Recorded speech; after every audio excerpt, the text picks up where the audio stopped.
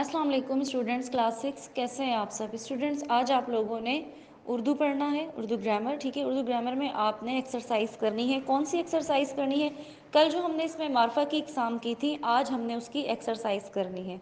ठीक है, एक्सरसाइज किस तरह से करनी है? बुक आपकी सरीर खामा पेज नंबर 51 पर चैप्टर के साथ एक्सरसाइज मौजूद है, जिसमें से टॉपिक इसमें मार्फा मैंने उठाया था और आप लोगों को इस एक्सरसाइज के लिए वो मैंने कल करवाया है और समझाया, जिससे आप कल की वीडियो में समझ भी चुके हैं और पढ़ भी चुके हैं। ठीक है, अब आप तमाम एग्ज़ाम से वाकिफ़ हैं।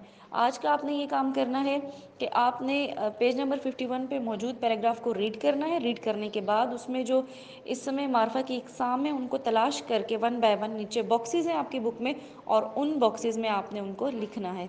किस तरीके से करना है, कैसे लिखना है, कौन सी एग्ज़ाम, कौन सी किस्म का क्या नाम है, ये सारा कुछ मैंने वीडियो में बताया हुआ है। ठीक है, उसको देखें डिटेल से, और कोई चीज़ आपको नहीं समझ आती तो मुझसे पूछ लें।